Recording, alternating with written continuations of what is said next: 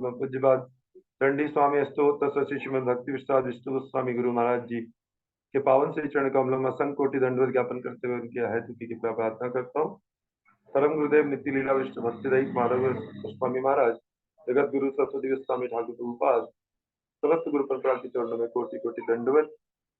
हम लोग आज श्रीमद भागवतम में हैं और यहाँ पर जो हमारा अध्याय चल रहा है वो चल रहा है ब्राह्मण बालक द्वारा परीक्षित जी को जो शाप दिया गया, अध्याय 18 प्रथम स्कंद में 5वां श्लोक है।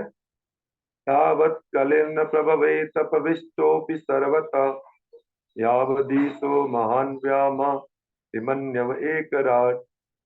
तावत् कलिर्न प्रभवेत प्रविष्टोऽपि सर्वतः यावदीशो महान् व्याम विमन्यव एकराट्। जब तक अभिमन्यु का महान शक्तिशाली पुत्र संसार का सम्राट बना हुआ है, तब तक कली के पनपने की कोई गुंजाइश नहीं है। पांडव वंश में और बात करें तो भगवान के अभिन्न जन भगवान की भक्ति करते हैं तो भगवान की विशेष कृपा पात्र भी होते हैं। तो यहाँ पर यही बात बताई जा रही है कि जो अभिमन्यु जी के पुत्र हैं, राजा परीक्षित शक्तिशाली पुत्र संसार के सम्राट बने हुए हैं, तब तक कलयुग पे पनपने की गुंजाइश नहीं है। जैसा कि पहले ही बताया जा चुका है कि कली ने इस पृथ्वी में बहुत पहले प्रवेश पा लिया था और वह सारे संसार में अपना प्रभाव फैलाने की ताक में था, किंतु महाराज परीक्षित की उपस्थिति के कारण वैसा नहीं कर पा रहा था। यही अच्छे प्रशासन का ढंग है। कली जैसे उपद्रवी तत्व सदा ही अपने निंद कृत्यों को फैलाना चाहेंगे, लेकिन सक्षम राज्य का कर्तव्य है कि सही प्रकार से इन्हें रोकें। यद्यपि महाराज परीक्षित ने कली के लिए कुछ स्थान नियत कर दिए थे। यहाँ पर आप लोगों ने पहले श्रवण कर लिया है कि राजा परीक्षित कलयुग ने स्थान मांग लिए थे, उनके बारे में आपको बताया जा चुका है। किंतु उसी के साथ उन्होंने प्रजा को इसका अवसर नहीं दिया कि कली के प्रभाव में बंध जाए। जैसे हमारी कोई कंडीशन होती है, हमें पता है कि अगर हम गलत खान पान करेंगे तो नेचुरल सी बात है, हम बीमार पड़ सकते हैं। खट्टा खाने से टॉन्सिल हो सकता है, गरिष्ठ भोजन करने से पेट जो है सख्त हो सकता है, हमें प्रॉब्लम्स हो सकती है। तो ये तो चीजें हैं। अब ये हमें सोचना है कि हमें अपनी जिह्वा पे किस प्रकार कंट्रोल करना है कि हम गरिष्ठ भोजन ना करें। हमें ये सोचना है कि इसका क्या उपाय है। अब भूखे रहना तो उपाय नहीं है, पर भगवान का प्रसाद एक अच्छी प्रकार की विधि के द्वारा बनाकर उस भोजन से अपने शरीर को, पहले भगवान के भोग को, आत्मा और शरीर को दोनों को जो तृप्त कर सके, ऐसे प्रकार के भोजन को हम लोग ग्रहण कर सकते हैं। तो ग्रहणीय वस्तु, जो ग्रहणीय वस्तु नहीं है, गरिष्ठ भोजन है, मांसाहार है, जो हमारे लिए नहीं है लेकिन फिर भी मनुष्य करता है, तो वो करके हम कलयुग के दोषों से बच नहीं सकते। सिंपल सा उपाय। तो यहाँ पर राजा परीक्षित ये कहना चाह रहे हैं कि कलयुग का आना एक सिस्टमेटिक प्रोसेस है, युग का परिवर्तन है, लेकिन वो युग का परिवर्तन उसको रोका नहीं जा सकता क्योंकि भगवान की इच्छा है। लेकिन वो कलयुग अपना दोष तो देगा देगा, जो उसके अंदर कमियां है। कले दोषे निधे राजन अस्ति एक महान गुण। गुण तो एक ही है लेकिन दोष तो बहुत सारे हैं। तो वो जो दोष है, उन दोषों से कैसे बचा जाए, जो उसने 5 स्थान मांगे यानी कि उसके अंदर वो विद्यमान रहेगा। तो अब यहाँ पर है गलत खान पान, मांस, मद्य, मदिरा पान करना। तो मदिरा पान अगर हम करते हैं तो नेचुरल सी बात है, कलयुग से बच नहीं सकते। तो ये हमें समझना पड़ेगा। इसीलिए वैष्णवों की जो फिलॉसफी है वो बहुत शुद्ध फिलॉसफी है, भगवान की प्राप्ति करने की विद्या है।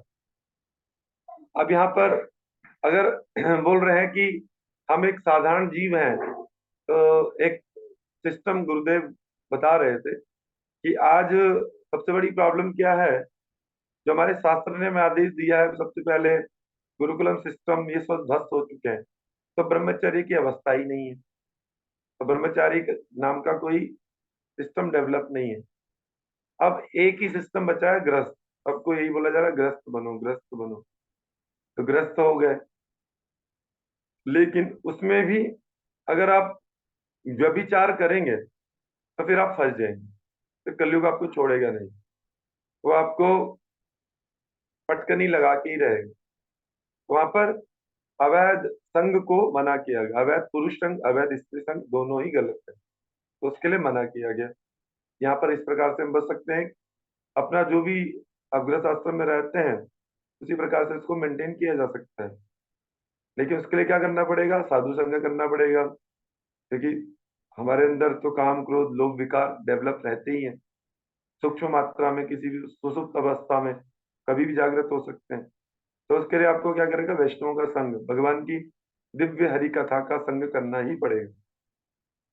इसी प्रकार से बताया गया है कि बहुत इजीली आपको जो भी प्रकार का जुआ है, यानी कि जुए को आज की श्रेणी में डिफाइन मैंने पहले भी किया था, दोबारा से डिफाइन करें तो जुआ एक प्रकार से आज की डेट में आप देख रहे हैं ज्यादातर, कल भी कोई न्यूज देख रहे थे, न्यूज़पेपर देख रहे थे, उसमें जितने भी प्रकार का क्रिकेट है, क्रिकेट के अलग अलग T20 फलाना 20 जो भी है, इस सब के सब क्या है, जुए का अड्डा है। हम अगर टेलीविजन पे अगर क्रिकेट देखते हैं तो फिर हम बच सकते हैं, हमारी संभावना है बचने की, नहीं बच सकते। क्या देख रहे हैं, फलानी कंपनी की मालकिन, उसके क्रिकेटर के साथ संबंध, उस क्रिकेटर के उससे संबंध, तो देखिए ऑटोमेटिकली कली का वास आ गया ना। कली आपको कहीं से भी पकड़ सकता है, एक जगह से पकड़ेगा और पांचों जगह लपेट के पटकन ही देगा धड़ाम करके, फिर आप बच नहीं पाएंगे। और बच नहीं पाएंगे तो फिर आप क्या करेंगे, फिर आपको दुख होगा। अगर आप शुद्ध जीव हैं, अगर आप अशुद्ध जीव हैं तो फिर आप उसी में लिप्त हो जाएंगे। तो यहाँ पर इसका एक ही उपाय है, साधु संग सर्वशास्त्र का है, लव मात्र साधु संग सर्व सिद्धि है। तो यहाँ पर समझना होगा। तो राजा परीक्षित बोल रहे हैं कि ये 5 स्थान मैंने दिए हैं, लेकिन इनमें मेरी प्रजा लिप्त ना होए। फिर क्या बोला, स्वर्ण धातु में दे दिया। अब ये स्वर्ण जो है हर प्रकार का स्वर्ण ही है, इसको कई लोग बोल देते हैं कि नहीं जी अवैध धन, अवैध धन तो है ही, लेकिन धन की एक्स्ट्राऑर्डिनरी मात्रा जो भगवान की सेवा में ना लगती हो, वो भी अवैध कली का दोष लेके आएगी आएगी। क्योंकि जब धन आएगा तो अहम आएगा, जितना भी देखा गया भागवत जी में नल कुबर की कथा आती है, जो आपके कुबेर के पुत्र हैं, दोनों के दोनों, कुबेर एक धनाढ़ अधिपति हैं, धनो धन का सारा सम्राट, वो कोषाध्यक्ष है उसके, उनका पुत्र, तो उनके पास तो कोई अवैध धन नहीं है कुबेर के पास। तो फिर नल कुबेर की बुद्धि क्यों खराब हो गई, क्यों वो विषय भोग कर रहे हैं उसके अंदर नदी में जाकर, जो नग्न स्त्रियों के साथ में, जिसको नारद जी ने फिर उनको श्राप दिया। तो यानी कि जबकि उस समय कलयुग नहीं था, वो कलयुग नहीं है, आज तो कलयुग है, लेकिन उस समय कलयुग नहीं था जिस वक्त वो इस कार्य को कर रहे हैं। कहने का मतलब एक्स्ट्रा ऑर्डिनरी मात्रा में धन भी आपको गलत कार्यों की ओर प्रेरित कर देता है, अगर वो भगवत सेवा में न लगे। धन की दो तीन ही गति है, या तो आपके शरीर अपने जरूरतों के लिए आप लगा सकते हैं, या फिर भगवत सेवा में लगा सकते हैं, और तीसरी गति बड़ी खतरनाक है जो कोर्ट कचहरी और हॉस्पिटलों के अंदर लगाया जाता है, फिर वो छीन लिया जाता है भगवान के द्वारा, क्योंकि वो सही जगह पे लग नहीं रहा है। लक्ष्मी जी गलत जगह ज्यादा दिन रह नहीं सकती। तो यहाँ पर क्लियर कट शब्दों में राजा परीक्षित यही बोल रहे हैं अपनी प्रजा को, ये 5 स्थान होते हुए भी आप इससे बचें, आपको अवसर नहीं दिया जा रहा कि आप इसमें फंस जाए। और यही साधु संत वैष्णव सभी बोलते हैं, धन कमाना बुरा नहीं है, धन में लिप्त हो जाना बुरा है। ग्रस्त करना बुरा नहीं है, ग्रस्त में लिप्त हो जाना बुरा है। आपका अगर आपको खेल खेल पसंद है तो फिर भगवान की गीता जी की, भागवत जी की पहेलियों का खेल खेल लें, या कोई ऐसे जिसमें भगवान की जो नेचुरल खेल थे, जैसे कि पहले भगवान ने क्या खेला है, द्वापर में गुल्ली डंडा खेला है भगवान ने, भगवान ने कबड्डी खेली है। ये खेल एक्स्ट्रा प्रेरित नहीं कर रहे हैं क्योंकि इनके अंदर धन नहीं है। धन किसमें होगा? जिसमें अवैध चीजों का प्रवेश हो जाएगा। तो यहाँ पर ये समझना पड़ेगा हमें किस लिमिट में अपनी रहना है, उस लिमिट से जिससे हमें कलयुग बांध न सके। अब हम चलते हैं श्रीमद् भागवत जी के 18वें अध्याय, प्रथम स्कंद 18 अध्याय 6वां श्लोक, 6 नंबर। यस्मिन् हनीय यर्हेव भगवानुत्सर्जगाम तदेवानुवृतो साव धर्म प्रभव कली। यस्मिन् हनीयहेव भगवानुत्सर्जगाम तदे देहानुवृतो साव धर्म प्रभव कली। जिस दिन तथा जिस क्षण भगवान श्री कृष्ण ने इस पृथ्वी को छोड़ा। अब समझ में इसी बात से इसलिए महाप्रभु बोल रहे कृष्ण रे संसार करो।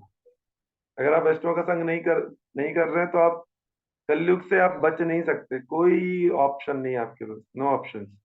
इसलिए आप देखेंगे संसार के जितने भी लोग हैं कोई कलयुग से बचा हुआ नहीं है, सब कलयुग में फंसे हैं। आप बोल सकते हैं हम बड़े धार्मिक हैं, हम पूजा पाठ वाले हैं, लेकिन बस नवरात्रि कर लेते हैं चाय पी के, अब बच गए कलयुग से। नवरात्रि भी कलयुग के साथ कर रहे हैं।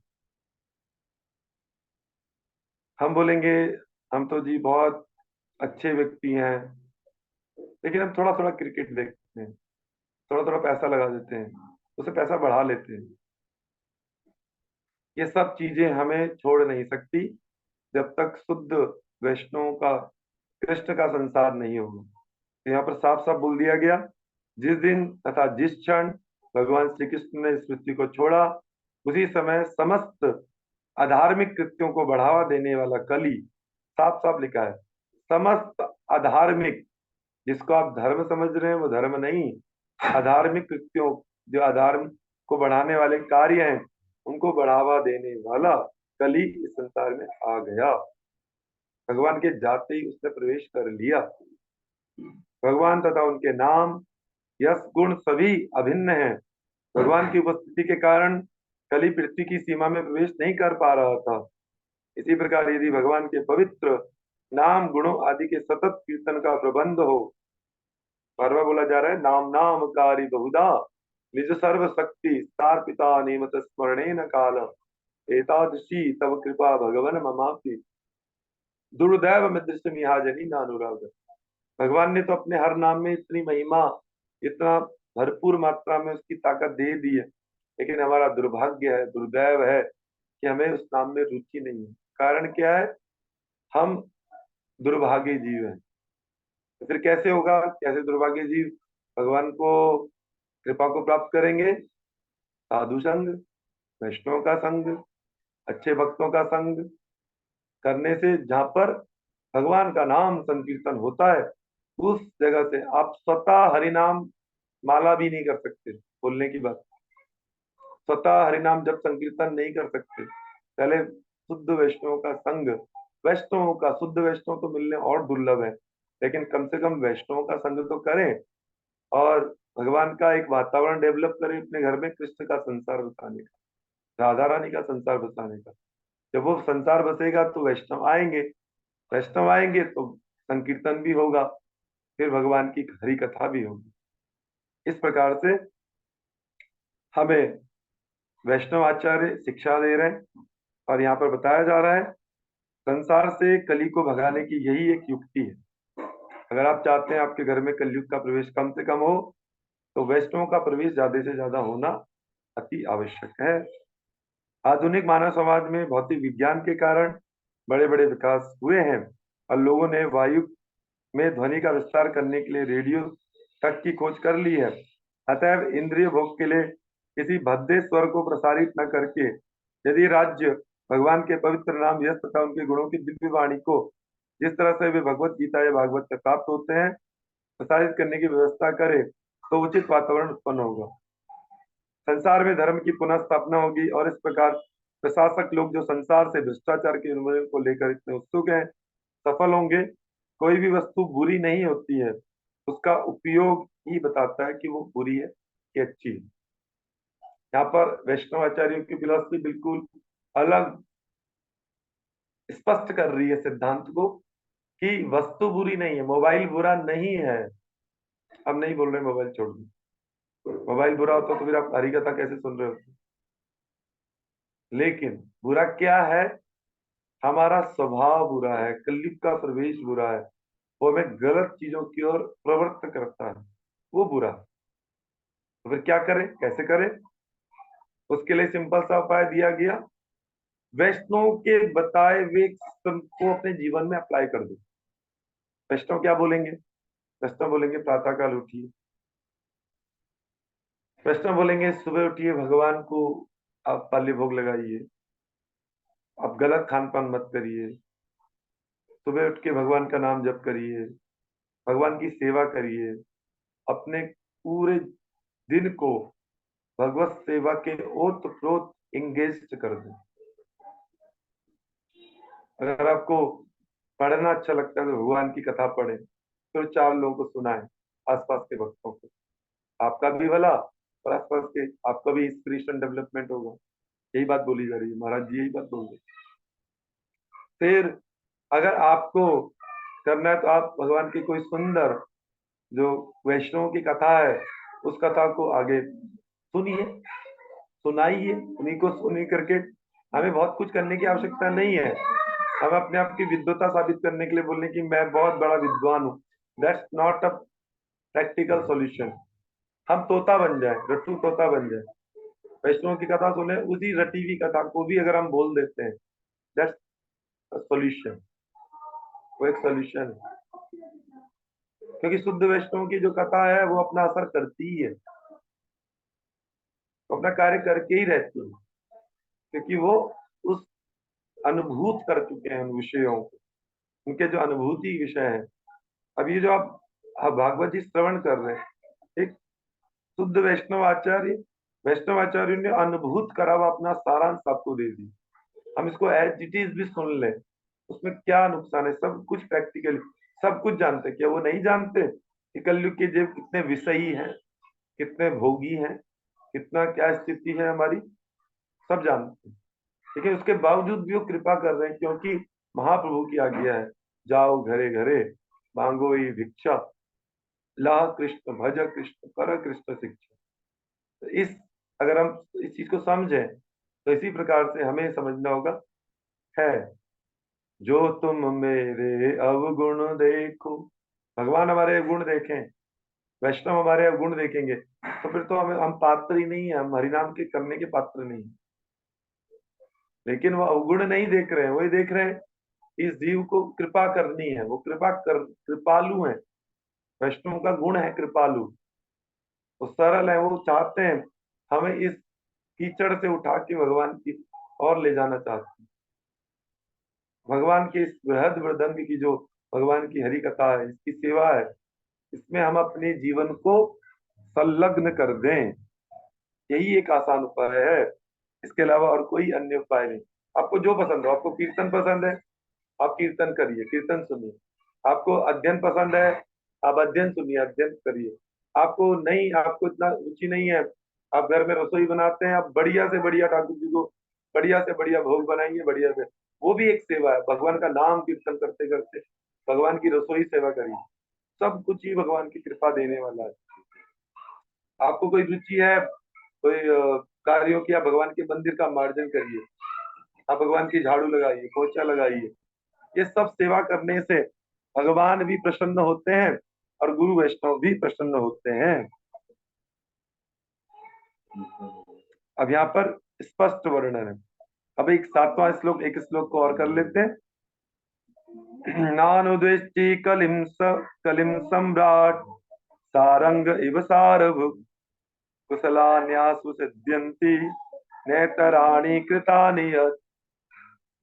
नानुद्वेष्टि कलिम सम्राट सारंग इव सारभुक् कुशलान्यासु सिद्ध्यन्ति नेतराणि कृतानि यत्। महाराज परीक्षित मधुमक्खियों की तरह यथार्थवादी थे। अब यहाँ पर तुलना की जा रही है मधुमक्खियों से, जो केवल पुष्प के सार को ग्रहण करती है। मधुमक्खी की विशेष बात क्या है? आप जानते हैं मधुमक्खी की विशेष बात क्या है?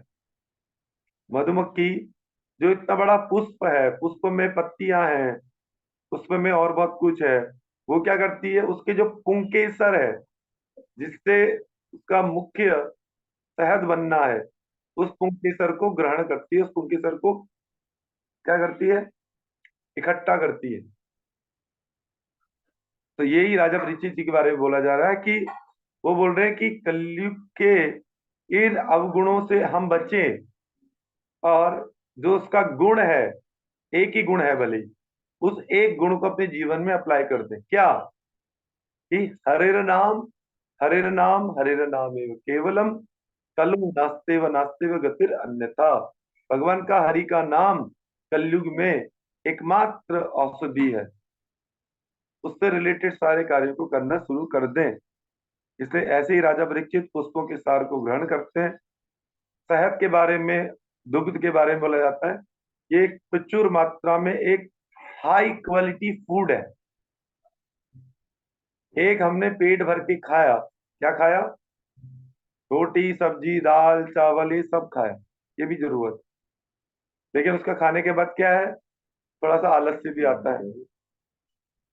लेकिन उसके कंपैरिजन में हमने मधुमक्खी का शहद लिया, शुद्ध शहद लिया या दुग्ध लिया, तो वो शुद्ध दुग्ध शहद क्या है, आपको पर्याप्त मात्रा में शरीर को पोषण देने वाला और बिना आलस्य के इस जीवन को डेवलप करने वाला सारग्राही भोजन है, एक हाई क्वालिटी फूड है। तो यहाँ पर यही बताया जा रहा है, जो कलयुग का सबसे ज्यादा हाई क्वालिटी आत्मा के लिए फूड है, वो भगवान का हरिनाम संकीर्तन, हरिनाम जप और वैष्णवों का संग, भगवान की शुद्ध कथा। अगर आप इसको कर लेते हैं तो आपको कली कुछ नहीं कर सकता, कली कुछ नहीं बिगाड़ सकता। लेकिन इससे टक्कर लेने की कोशिश ना करें, चेक करने की कोशिश ना करें, सावधानी ही बचाव है।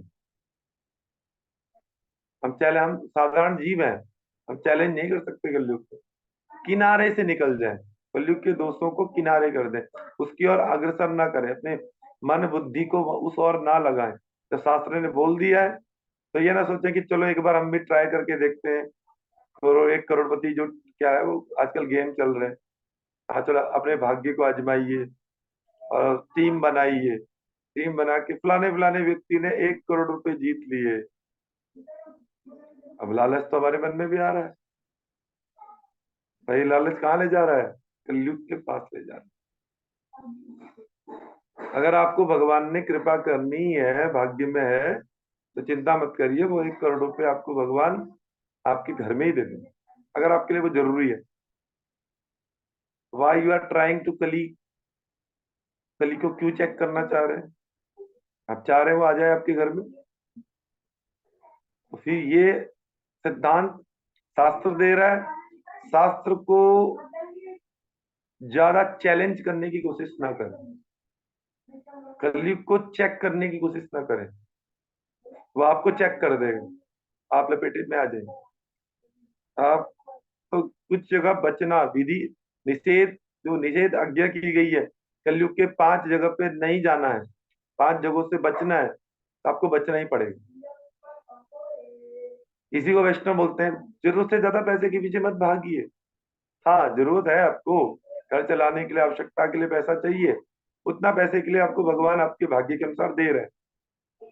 आप बोले नहीं नहीं मैं डबल ड्यूटी करूंगा, मैं ट्रिपल ड्यूटी करूंगा, आपका जीवन खत्म हो जाएगा, नष्ट हो जाएगा, मिलेगा क्या आपको? कुछ भी नहीं। एक्स्ट्रा मत भागिए। भगवान, ये मनुष्य जीवन अनमोल है। भगवान ने, वैष्णव ने बोला, इस जीवन को भगवत प्राप्ति का सबसे बड़ी नौका है। निर्देह माध्यम सुलभम सुदुर्लभम सुलभम सुकल्पम गुरु कर्णधारम। ये एक ऐसी नौका भगवान ने दी है, जो आपको स्वयं भगवान की प्राप्ति करा सकती है, गोलोक धाम ले जा सकती है, भगवान के वैकुंठ धाम की प्राप्ति करा सकती है। तो आप हमेशा क्या यहाँ फंसे रहना चाहते हैं, हमेशा नौकर बन के रहना चाहते हैं, हमेशा संसार में अपने शरीर के द्वारा रोग ग्रसित रहना चाहते हैं? अगर आप नहीं रहना चाहते, रोग, द्वंद्व, बुढ़ापा, जरा, व्याधि, इन सब से निकलना चाहते हैं, इट्स अ गोल्डन चांस। ये गोल्डन चांस महाप्रभु जी इस कली में आए, इसलिए भक्तिविनोद ठाकुर जी बोल रहे हैं ये धन्य कली है। इसी के अच्छे भी बोला, ये उतना खतरनाक भी कलयुग नहीं है जितना हमें डर रहे हैं। पर एक बात बोली जाती है, धन्य कली तेरा तमाशा, दुख लगे और हंसी। जो घर की बहुरिया प्रीत न पावे, चित्त चुराए दासी। क्यों बोल रहे हैं कि जो हम घर है वहां पर हमारा मन, क्योंकि कलयुग है, धन्य कली तेरा तमाशा। जो हमारे पास है हम उससे संतुष्ट नहीं है, हम उस करोड़ों के लिए भाग रहे हैं जो हमारे पास नहीं है, हम उन अरबों के लिए भाग रहे हैं जो हमारे पास नहीं है। लेकिन जो घर भगवान ने सुंदर दिया है, जो आपको बच्चे दिए हैं, आपको भगवान की कृपा दी है, आपको उसको दिया है, उसमें आप संतोष नहीं कर रहे हैं। यही कलयुग का सबसे बड़ा गुण है। यहाँ पर असंतोषी लोग होंगे, कलयुग में बोला असंतोषी लोग होंगे। अब पहले संतोष ही सबसे बड़ा गुण था, है ना। बड़े बड़े गांवों के लोग देखिए, आज भी गांवों में रहते हैं, वो तो नहीं भागते थे कि हमें अमेरिका जाके 50 करोड़ की संपत्तियां जोड़नी है, हमें दुनिया का बिजनेस टाइकून बनना है। तो उस आराम से ग्रामीण शैली की जो जीवन शैली है, उसमें भी शहर वाले शहर में, गांव वाले गांव में अपने जीवन को एक व्यवस्थित करके, एक अच्छा भगवान का भजन करते करते करते, भगवान की सेवा करते करते अपने जीवन को चलाते थे। पहले भी चलाते थे, आज भी चला रहे। हम देखा देखी में कहीं अपने आप को भटका तो नहीं रहे हैं, और कहीं कलयुग हमें अपनी ओर आकृष्ट तो नहीं कर रहा है, कहीं वो खींच तो नहीं रहा है। इस बात को स्वयं से चेक करें। कोई डाउट हो तो अपने सीनियर वैष्णवों से पूछें। कि आज भागवत जी का 3 श्लोक यहाँ पर पूरे हो जाते हैं। अब